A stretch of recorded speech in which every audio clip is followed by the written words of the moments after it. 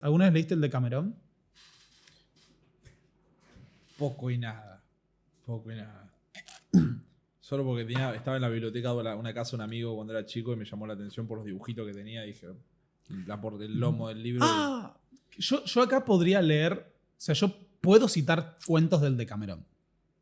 No lo vas a hacer. ¿No lo hago o no lo hago? No lo vas a hacer, no. Definitivamente. Ok. Pero el Decamerón es una muestra de la crisis de la Iglesia Católica. El Decamerón para los que no saben, el Decamerón es una obra de Boccaccio, uno de los autores de Soy un aparato. Sí, es increíble. No importa. Te lo juro que esto no está preparado, gente. O sea, le di lengua suelta y acá estamos. Aguanten, ya va por el 1500. Faltan 500. 500. Sí, pero es del siglo XIV el Decamerón.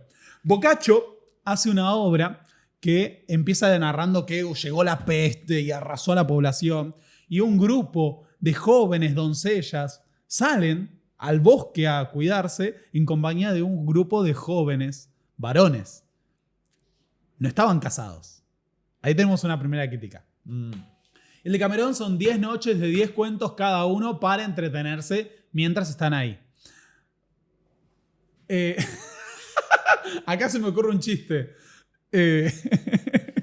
que puedo hacer, que es...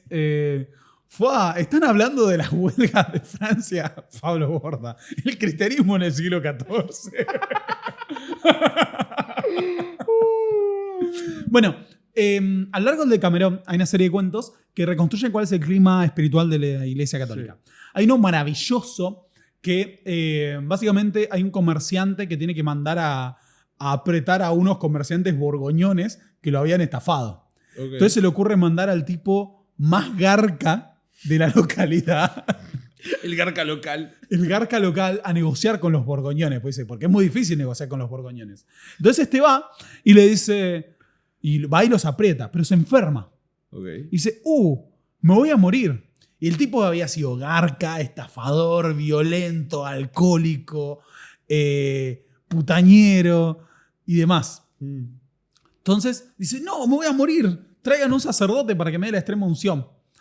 Y el sacerdote viene y le dice, bueno, y contame, ¿cuáles son tus pecados? Sí, no, mirá, yo no quiero ser modesto, pero la realidad es que una vez se cayó una gota de vino durante la misa y yo disfruté un poco al tomarla. No, pero eso no es pecado, mi hijo. No sé, el chabón era mega alcohólico. Sí. Y dice, no, bueno, pero una vez me enfadé con hombres injustos que habían atacado a una anciana. Dice, no, pero eso no es pecado, ¿viste? Como el chabón, no sé, asaltaba a la gente.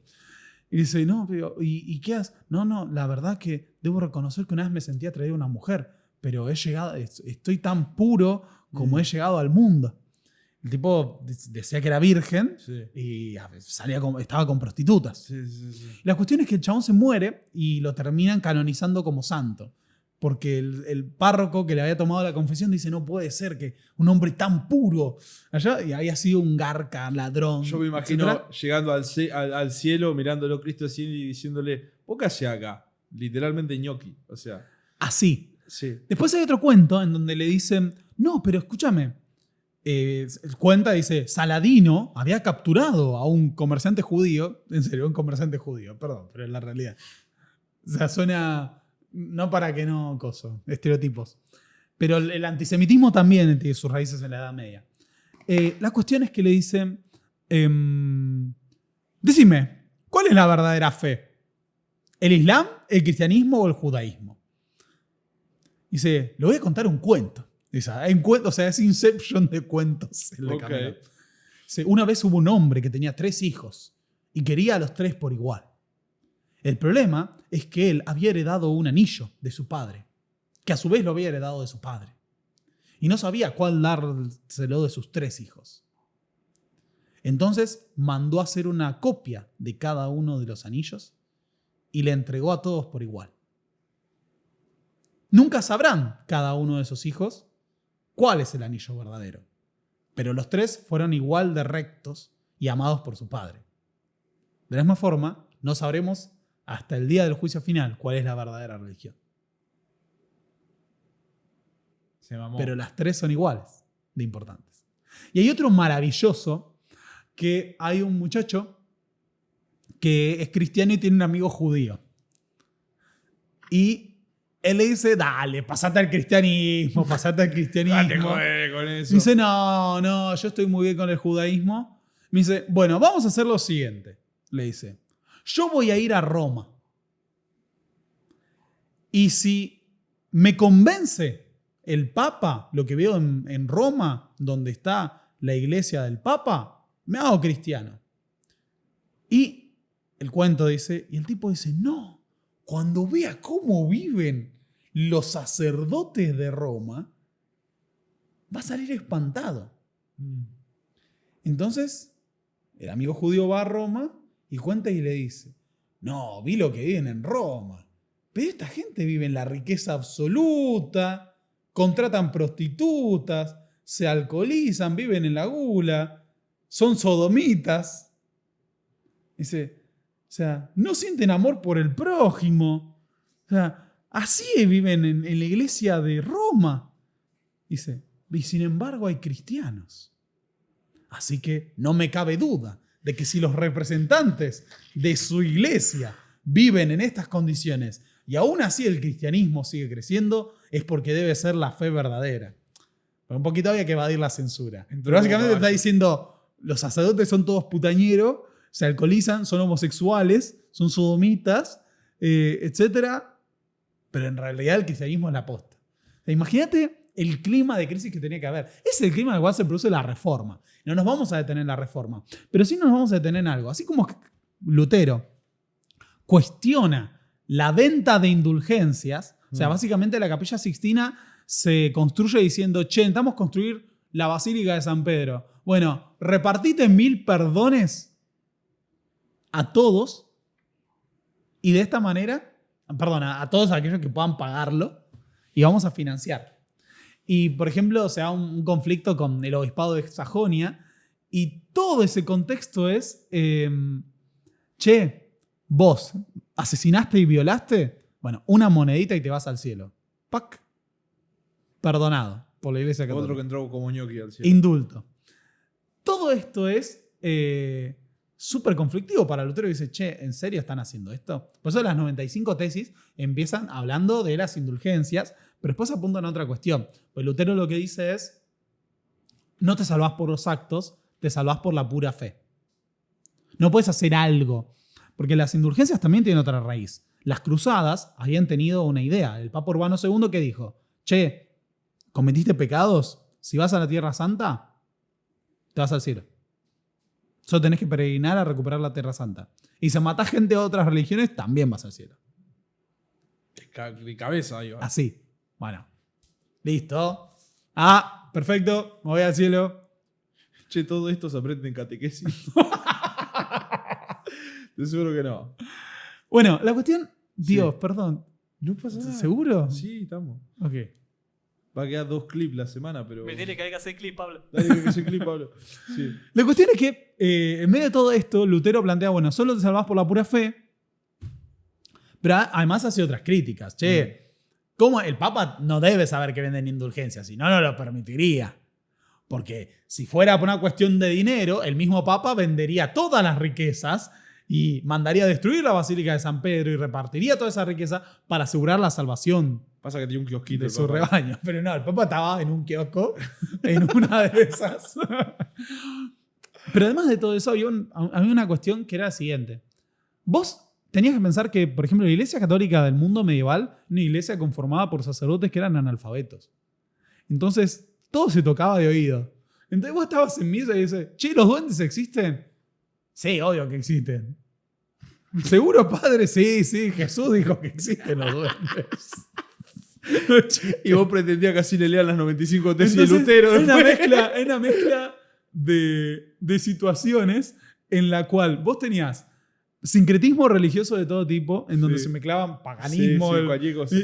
Y el sacerdote decía, no, vos volcate la sala así, que eso va a garantizar que venga Diana, la diosa de la fertilidad. ¿Me explico? Jesucristo, paganismo y perversión. Iglesia Católica. Era una mezcla de todo eso. Sí. Entonces había una profunda crisis dentro de la Iglesia Católica de cuestionamiento. Y a partir de la situación de la Reforma, en donde no solo tenés a Lutero, tenés a Zwinglio, tenés posteriormente a Calvino y la Iglesia Civil, o tenés a Tomás Müntzer diciendo, Sí. sí, queremos una reforma espiritual y una reforma social. Total. Todo eso fue parte del mismo clima de época. Y la Iglesia Católica dice, che, nos tenemos que poner las pilas. Y así se lleva adelante la convocatoria al Concilio de Trento, que va a ser conocido como la Contrarreforma, en donde la Iglesia Católica dice, che, bueno, ¿qué tenemos? Sacerdote putañero, tenemos sacerdote con hijos ilegítimos, son analfabetos, etc. Y dice, bueno, bien, reforcemos doctrinariamente la Iglesia. El Concilio de Trento dura varios años y básicamente lo que hace es restablecer la doctrina de la Iglesia. Che, celibato. Déjense hinchar la bola. Celibato, déjense de romper la bola. El que se deja entregar el placer de la carne no está contemplando a Dios.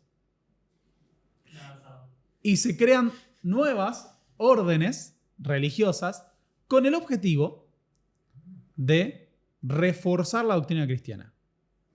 Ok. Por ejemplo, la Compañía de Jesús. Los jesuitas. Sí. Los jesuitas surgen en el contexto de la Contrarreforma, como parte de ese lineamiento. Y el otro punto es, che, establezcamos que hay cosas que no existen o son obra del diablo. Los duendes no existen. Los duendes o son obra del diablo. O son obra del diablo. O sea, los duendes, en serio, no existe esto. Pero, posta, en la Edad Media, por ejemplo, en Inglaterra, a vos se te perdía un zapato. ¡Maldición! ¡Otro de esos duendes robó un zapato! No es chiste, quiero remarcar constantemente que esto es totalmente real. ¡Maldición! Uno de esos duendecillos robó un zapato. Entonces, ¿qué pasa? En el contexto del siglo XV y XVI, la Iglesia Católica dice, no, mira, los duendes no existen. Sí. Y solo hay dos fuerzas que pueden operar sobre la realidad. Dios o el diablo. Entonces se convierte en, oh, maldición, una bruja que forma parte de una conspiración diabólica a nivel internacional y que busca atacar a la cristiandad en todos los aspectos, ha robado mi zapato. Entonces, todo lo que es el proceso de la construcción del imaginario sobre las brujas forma parte del reforzamiento de la ortodoxia cristiana y la diabolización de cualquiera de los elementos paganos. Entonces tenés un proceso de persecución de todo aquello que se apartaba de ese contexto. Ahí está perfecto, me duele el brazo, creo que necesito un exorcismo. O la figura de Menocchio, que Menocchio, concluye Carlo Ginzburg, Menocchio, el que dijo que esto lo vimos el año pasado, sí. el que dice, en realidad el universo se conformó como un queso y Dios, los ángeles son los gusanos que brotaron de ese queso y uno de ellos es Dios. Lo que concluye Carlo Ginzburg es, Menocchio era aceptado por sus... Ideas. No, era aceptado por sus semejantes. La persecución a Menocchio viene cuando esto llega a las autoridades eclesiásticas y en el contexto de la Contrarreforma es que lo terminan matando. Okay. Por eso la Iglesia Católica atraviesa todo ese proceso de disputa, que además lleva una confrontación armada entre los grupos católicos y las iglesias protestantes, ya sean los luteranos o los más radicales calvinistas. Eso llega a la Guerra de los 30 años, el conflicto armado más violento de la historia de Europa hasta las guerras mundiales, en el que mueren 8 millones de personas. Un desliz. Un desliz. Se considera que con el fin de la Guerra de los 30 años se calma la cuestión religiosa, porque ya no vamos a tener grandes conflictos confesionales, pero sobreviven algunas persecuciones. Ahí tenemos una serie de reformas que es, por ejemplo, la conformación de la Iglesia Galicana, que consideraba que en Francia el monarca absoluto tenía el derecho a la designación de obispos. Pero casi toda la estructura de la Iglesia Católica lo que va a plantear es la defensa del absolutismo. Sí. Y de repente, Revolución Francesa. No. Hay que adorar a la diosa razón. Dice, en una Robespierre pira, dice, hay que adorar a la diosa razón. Y el cura mirando pero más allá de esa ¿en parte, dónde sale la razón? Menocchio le da sabor a tu vida.